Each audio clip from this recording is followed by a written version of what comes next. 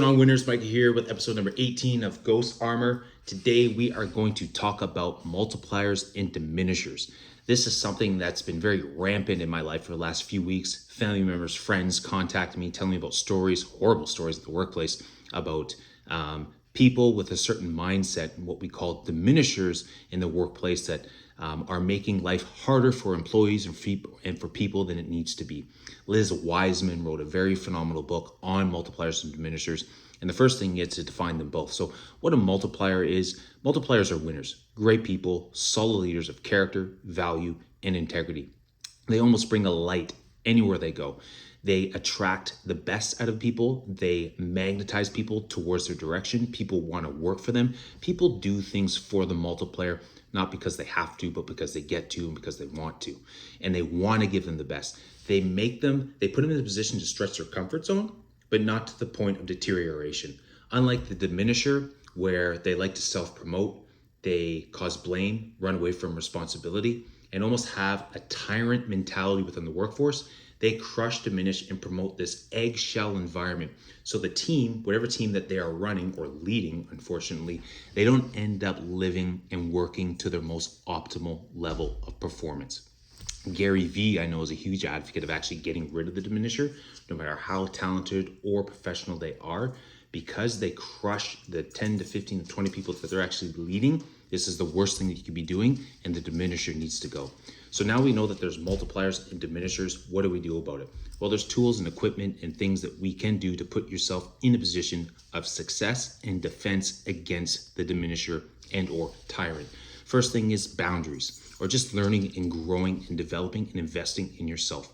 This takes time, it takes effort, it takes will, it may take coaching and mentorship, but if you can carve some time out of your day to read a good book for 15 minutes or learn a podcast and learn from other professionals on what it is they do to seek success in their life, this will grow you into more of who God may want you to become, who He's calling you to become, and to be that leader that your workforce needs you to be. But growing in these tools, learning and developing as a personal asset to yourself is the best way to fight back against these tyrants.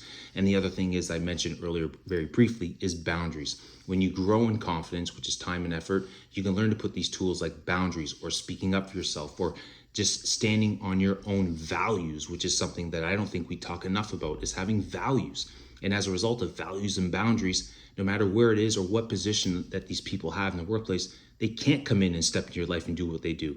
Don't worry about HR. There's nothing wrong with actually putting up boundaries and standing on your values. But tyrants are very insecure. They do lack confidence. The only thing they have on you is the title, and that'll only be for so long. So like I said, they are out there. I find that knowledge is power. And what I'm hearing is a lot of people are having these disagreements and issues, but they're just not aware that it is out there. And it doesn't matter if you leave this job into the next job or this business opportunity, or you head to this church or move to this neighborhood, they exist. But the best thing you can do is get better and grow. Invest in yourself. Learn these skills. Teach yourself these tools so you can learn to defend yourself in a good way. Not a jiu-jitsu way, but a good way.